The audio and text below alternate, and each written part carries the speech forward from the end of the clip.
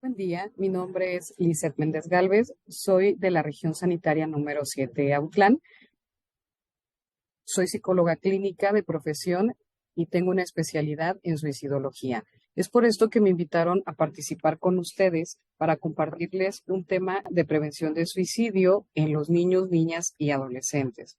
Ustedes pasan algunas horas con ellos, toda la mañana casi prácticamente. Entonces, son los que también están al pendiente o están viendo estos cambios de conducta que están teniendo los menores en sus salones de clases, que están teniendo el cambio de conducta que tal vez para nosotros puede ser casi imperceptible, pero si les ponemos atención, si les prestamos un poquito más de atención, nos podemos dar cuenta de que algo está pasando con este niño, con esta niña, con este adolescente. Entonces, quiero empezar a compartirles las cifras del INEGI que nos dio en el 2021, sin antes decirles qué significa el suicidio infantil. El suicidio infantil sigue siendo un tabú por numerosas causas, ya que es un tema muy delicado de abordarse. La depresión en los niños, en las niñas y adolescentes, a veces es difícil de diagnosticar. Es difícil, pero déjenme decirles que no es imposible diagnosticarla. El suicidio infantil significa que es el acto por el cual el niño provoca su propia muerte de una manera voluntaria. En la mayoría de los casos significa que es un deseo de morir que él tiene. Es el último recurso que el niño, que el menor tiene para escapar del sufrimiento o de la situación en el cual se encuentra, la situación de la cual la está haciendo sufrir. Entonces, las razones que llevan a los niños a suicidarse son muy diferentes que las que motivan a los adultos.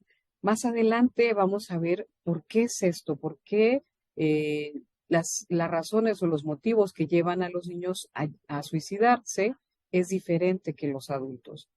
Como les decía, quiero empezar también a presentarles algunas estadísticas que el INEGI mostró en el 2021. 717 personas de entre 10 a 17 años perdieron la vida por suicidio en nuestro país. Esto corresponde a 4 por cada 100,000 niñas, niños y adolescentes en dicho rango de edad a nivel nacional. ¿Dónde se presentaron o dónde se observan más suicidios de niñas, niños y adolescentes en nuestro país? El primero fue el Estado de México con 133 casos, el Estado de Chihuahua con 52 casos y el tercer lugar lo ocupa Jalisco y el Estado de México, ambos con 41 casos. Estas fueron las entidades que registraron más muertes de niñas, niños y adolescentes por causa de suicidio en nuestro país durante el 2021. Pero, ¿quién se suicida más? ¿Las niñas o los niños? Sabemos que los hombres adultos se suicidan más en todo el mundo. ¿Sí? La tasa de suicidio en hombres es más amplia, pero déjenme decirles que los hombres en los niños también se suicidan más, ya que la tasa representa el 58,6 en los niños y el 41,4 en las niñas. Esto en el 2021, en el mismo rango de edad. Y bueno, el año pasado se registró la cifra más alta de suicidios en niñas, niños y adolescentes con 1,150 casos. Esto según el informe de impacto de la pandemia de niños, niñas y adolescentes en México. Esta pandemia nos vino a aumentar los casos de suicidio exponencialmente, no solamente en los adultos, sino también en los infantes, en los menores. La tasa de suicidios en este grupo de población se incrementó un 12%. El pensamiento suicida en los adolescentes aumentó del 5,1 al 6,9% del 2018 al 2020. La conducta suicida en adolescentes pasó del 3,9 al 6% en el mismo periodo y puede llegar a ser entre la segunda y la tercera causa de muerte entre niños, niñas y adolescentes de entre 10 y 14 años.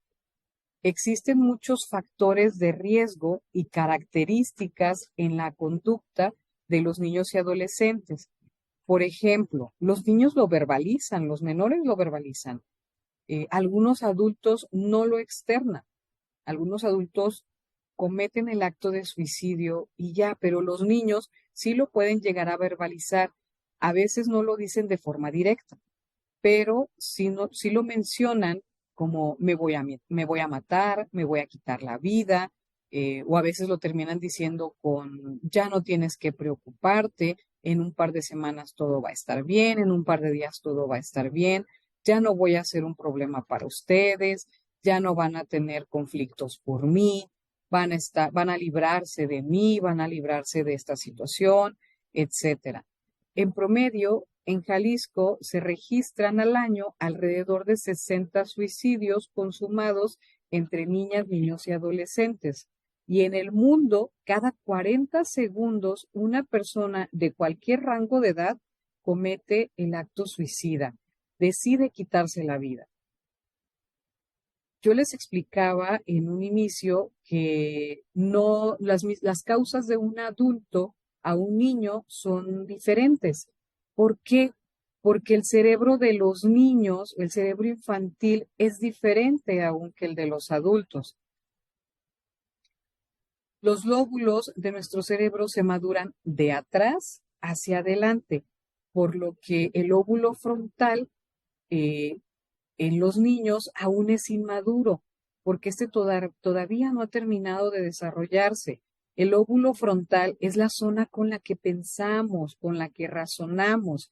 Este lóbulo es el del juicio, el del autocontrol, y estudios que se han realizado han determinado que este termina de desarrollarse a nivel cognitivo entre los 25 y los 30 años aproximadamente.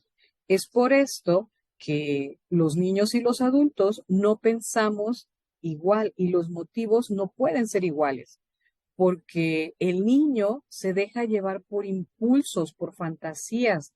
La imaginación y los deseos están tratando de cumplirse.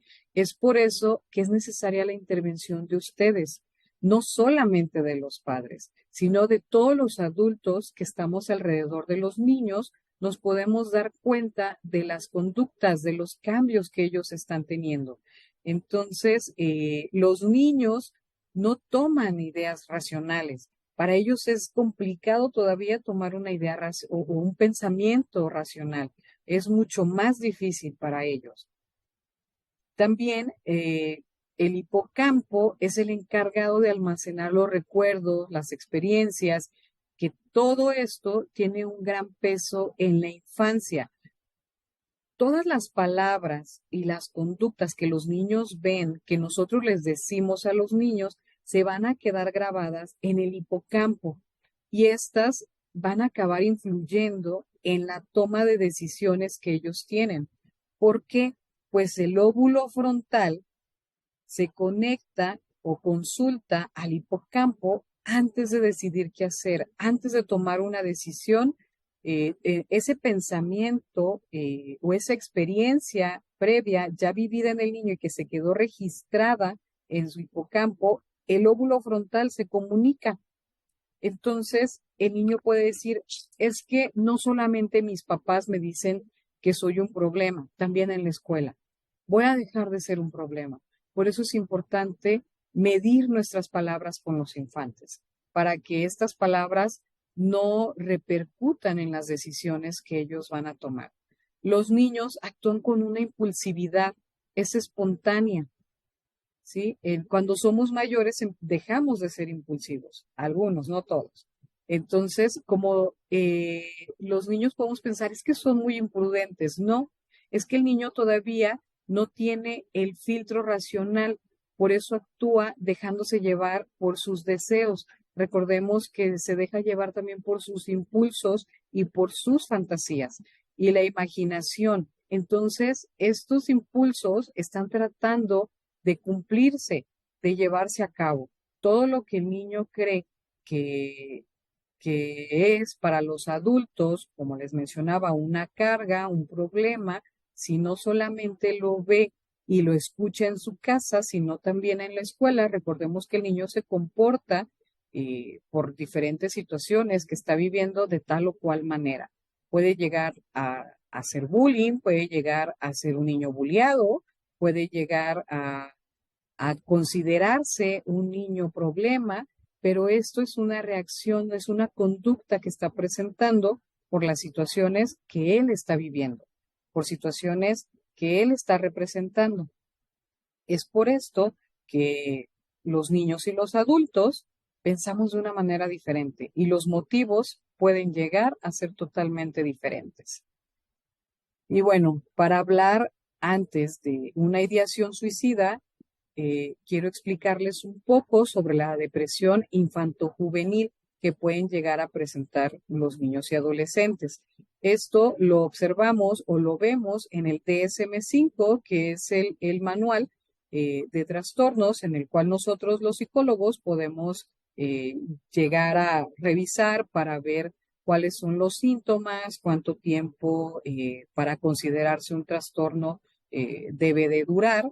Y pues bueno, el trastorno depresivo mayor tiene que durar o presentarse los síntomas durante 2 semanas, más de 2 semanas o igual a 2 semanas. Y este trastorno depresivo mayor se presenta o se observa en el 2% de los niños y niñas y en el 5% de todos los adolescentes. Puede aparecer por primera vez a cualquier edad, pero es más frecuente después de la pubertad. ¿Por qué? Por el cambio de hormonas que estos están teniendo. Sin tratamiento, la depresión mayor puede redimir entre los 6 y 12 meses. El riesgo de recurrencia es mayor en los pacientes que tienen episodios graves o que son más jóvenes o que han tenido múltiples episodios. Si un niño presenta depresión, cuando sea adolescente, puede volver a presentarla y puede presentarse de una manera más grave o más severa en los adolescentes. ¿Cuáles son las señales de depresión que pueden conducir a una conducta suicida? Bueno, el niño, el adolescente puede sentirse triste, puede sentirse vacío y puede estar propenso al llanto casi todos los días. A lo mejor ustedes van a decir, bueno, pues yo no veo que el niño llore, pero sí lo puedo ver que está triste, que hay un cambio en la personalidad de este niño, de esta niña, que de ser una niña, un niño alegre, pues está de repente con tristeza, ya no quiere jugar, empieza a perder el interés en las actividades que antes disfrutaba.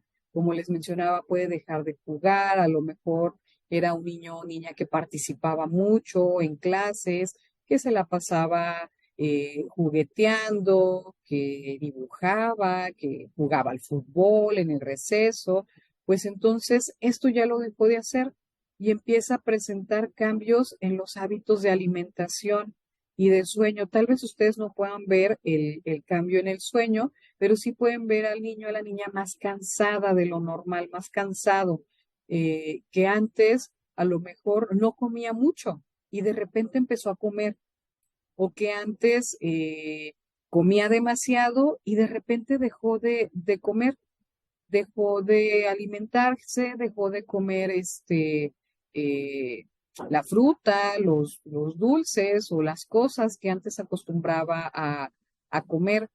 Para él se le dificulta pensar y concentrarse. ¿Sí? Él o ella no va a pensar igual como antes, no va a concentrarse de la misma manera. Aquí lo podemos notar en que dejó de participar, dejó de hacer sus participaciones en clase, sus tareas, sus calificaciones empiezan a bajar exponencialmente. El niño o la niña empieza a quejarse de aburrimiento, de que todo lo aburre, de que por eso no quiere salir a jugar, de que por eso ya no platica, por eso ya no comparte, porque está muy aburrido. empieza a quejarse de dolores de cabeza, dolores de estómago, de decir que está muy cansada, muy cansado. A lo mejor papá y mamá ya los llevaron al médico, a lo mejor no, y no presenta ningún síntoma físico, no tiene ningún problema físico, pero sí se queja del dolor de cabeza, dolor de estómago, de que le duele a lo mejor su cuerpo y empieza a expresar culpa o no permite que las personas, ustedes como docentes, como compañeros de clase, lo elogien, lo premien, porque pues sea un niño muy participativo, que ya lo dejó de hacer y va a sentirse que no es merecedor, que no es merecedora de que lo elogien.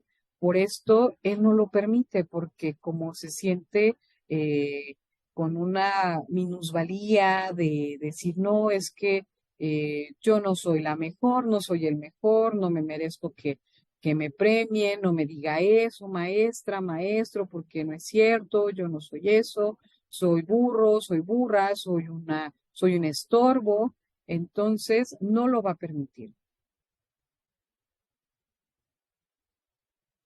Pero ¿cuáles son estas señales de advertencia que pueden presentar o se pueden presentar como advertencia del suicidio? Como yo les mencionaba en un inicio, los niños lo pueden llegar a verbalizar, que quieren morirse, que ya no quieren seguir viviendo. Entonces, algunos lo van a escribir o van a hacer dibujos cuando son más pequeños sobre la muerte, lo van a representar a través del juego, van a hacer esta expresión de querer dejar de vivir o dejar de sufrir, ya sea hablándolo, escribiéndolo, dibujándolo o jugando con lo que es la muerte. Hablan sobre sentirse desesperados, desesperadas, atrapados, que son una carga para los demás, sienten que ya no pertenecen, que ya no encajan con sus compañeros, con su familia, en el lugar, con las personas que comúnmente compartían, empiezan a regalar pertenencias, no solamente sus juguetes, sino cosas también de la escuela, les empiezan a escribir cartas a amigos, a familiares, esto a forma de despedida, de ya no nos vamos a ver, o se van despidiendo poco a poco de cada uno de sus amiguitos de la escuela, empiezan a distanciarse de la familia, de ustedes como docentes, porque tal vez compartían con ustedes algunas de las situaciones que les pasaban dentro de su núcleo familiar,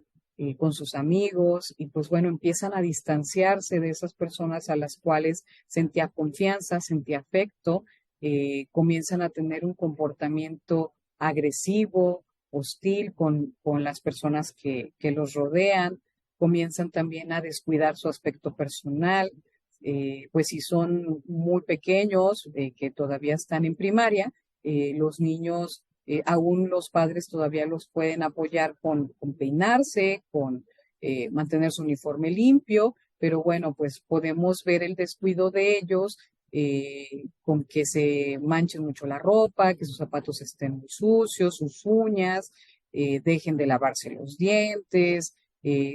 Son algunas maneras de las cuales podemos observar que están teniendo estos descuidos en su aspecto personal.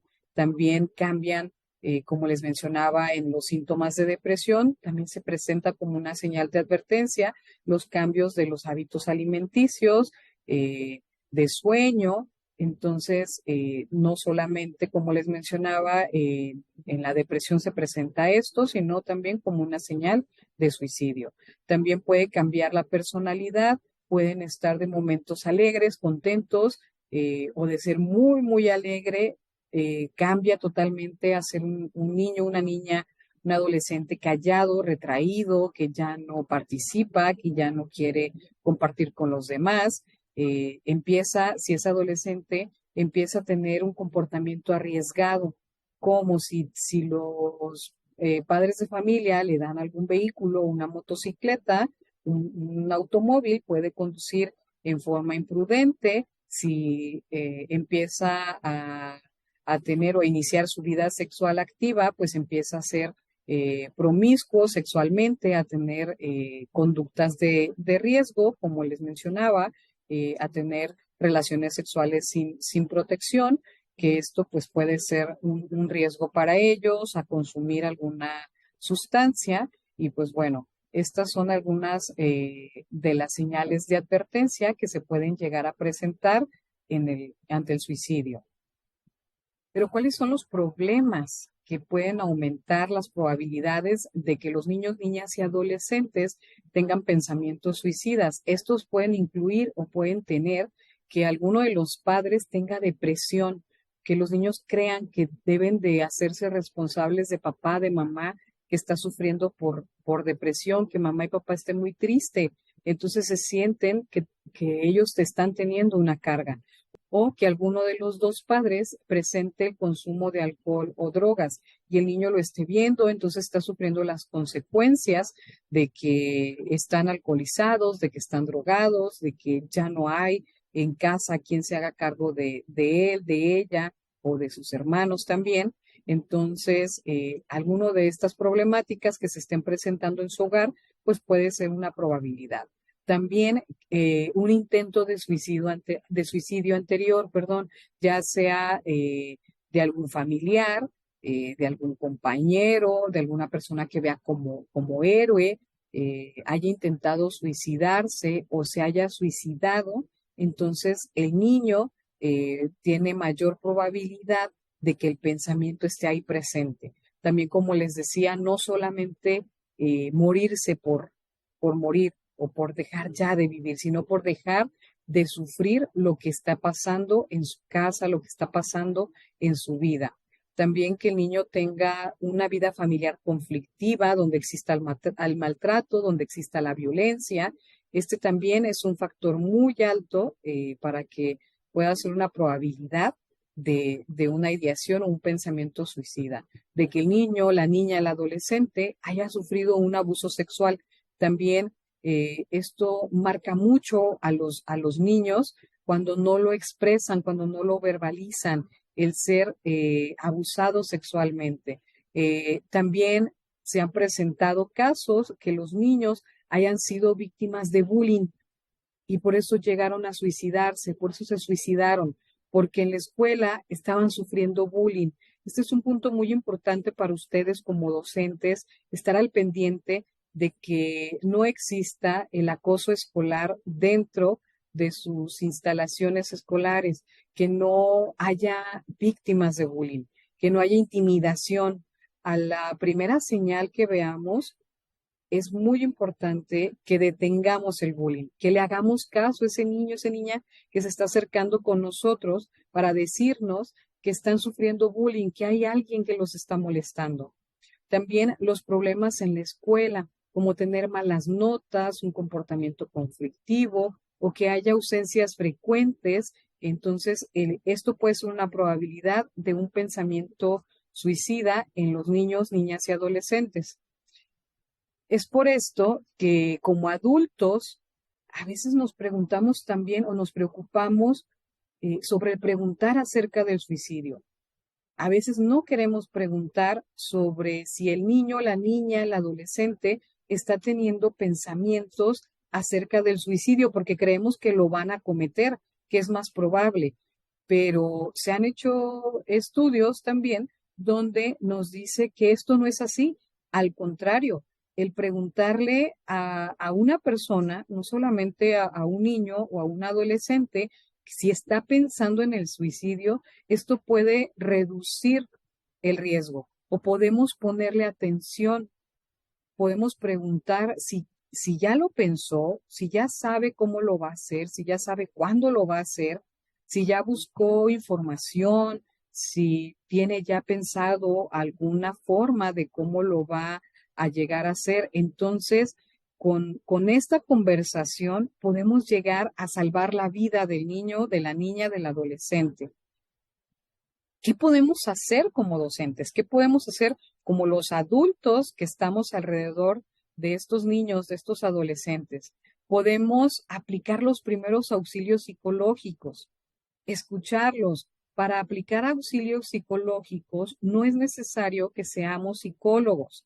Lo pueden hacer cualquier persona que esté capacitada para hacerlo. El Instituto Jalisciense de Salud Mental puede capacitar a todas las personas para que puedan brindar auxilios psicológicos. Pero, ¿qué son los auxilios psicológicos? Es el conjunto de acciones que se aplican para equilibrar, estabilizar emocionalmente a una persona que está presentando una crisis. Es permitir que controle sus reacciones para que pueda tomar decisiones. Los primeros auxilios psicológicos, ¿por cuánto tiempo se aplica? ¿Tengo que estar ahí todo el tiempo? No, se aplica por minutos u horas o el tiempo que requiere el niño, la niña o el adolescente que se encuentre en una crisis emocional. ¿Quién lo aplica? Como lo mencionaba, cualquier persona que esté capacitada para aplicar los primeros auxilios psicológicos. ¿En dónde? No necesitamos un consultorio. Puede ser ahí en la escuela, puede ser en un aula, puede ser en la dirección, puede ser en su oficina, puede ser en una parte del patio, de algún jardín escolar. ¿Y cómo se lleva a cabo? Se hace el contacto psicológico, se dimensionan los problemas, perdón, que está pasando el niño, niña, adolescente. Damos posibles soluciones y ejecutamos unos pasos concretos y se da un seguimiento. ¿Cuáles son los objetivos de los primeros auxilios psicológicos? Proporcionar el apoyo psicológico y emocional a las personas, a los niños, a los adolescentes. Incrementar el nivel del funcionamiento de las personas. Disminuir el riesgo de mortalidad y prevenir el desarrollo de una enfermedad mental y de un suicidio. Vincular y enlazar con recursos de ayuda que favorezcan la resolución del problema que está presentando el niño, niña o adolescente. ¿Y cuáles son los componentes de los primeros auxilios psicológicos? Primero, la C, que es el contacto psicológico. E, experimentar las dimensiones del problema. B, búsqueda de soluciones. E, ejecución de pasos concretos. S, el seguimiento. SEBES, recuerden, SEBES. Esto es lo que debemos de hacer. El primer componente de los primeros auxilios psicológicos es el contacto psicológico, hacer el rapport. Ustedes ya lo tienen porque pasan tiempo con ellos, pero pues los ubican, los conocen, invítenlos a que se comuniquen con ustedes, a que exprese esa situación que están viviendo, que los están haciendo que piensen en quitarse la vida, en que estén en esta crisis emocional. Escúchelos atenta y activamente todo el tiempo. Sintetice los hechos y refleje los sentimientos y emociones. Me dices que estás muy triste porque papá golpea a mamá, me dices que estás muy triste porque papá, mamá se alcoholizan, porque no les hacen caso. Hay que mostrar empatía y ofrecer la opción de control ante la situación estresante. ¿Cómo lo podemos hacer? Si el niño está siendo violentado, podemos hablar no solamente con la mamá, con el papá, con el cuidador, sino comunicarnos al DIF, comunicarnos a alguna instancia donde puedan apoyar al niño, a la niña, al adolescente. El segundo componente de los primeros auxilios psicológicos es examinar las dimensiones del problema. Hay que preguntar quién, qué, cuándo, dónde, cómo. Identificar los conflictos que deben resolverse de forma inmediata. Las fortalezas y debilidades de la persona que está en crisis, de la niña, el niño que está en crisis. ¿Cuáles son sus fortalezas? ¿Cuáles son esas debilidades?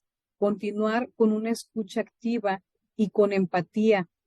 En estos momentos, prohibidísimo ver el celular, prohibidísimo ver el reloj, prohibidísimo distraernos con otras cosas. Hay que escucharlos de forma activa y ser empáticos con ellos porque están sufriendo. Tal vez nosotros lo veamos como que, ay, pues no es para tanto, pero para el niño, niña, adolescente que está sufriendo la crisis, sí lo es. Sí lo es porque está haciendo que tenga una ideación suicida. Hay que referir las fortalezas que tienen las personas. Ya las identificamos, hay que decírselas. ¿Qué fortalezas tienen? El tercer componente de los primeros auxilios psicológicos es la búsqueda de soluciones. Hay que preguntar qué ha intentado hacer para resolver el problema. Hay que generar una lluvia de ideas con él, con ella, con ellos, para que encuentre las soluciones. ¿Qué alternativas tiene? Hay que analizar esas alternativas, ver las ganancias y las pérdidas de cada solución, sintetizar las necesidades a resolver y hay que referir nuevamente las fortalezas identificadas para la solución. El cuarto componente de los primeros auxilios psicológicos es la ejecución de pasos concretos.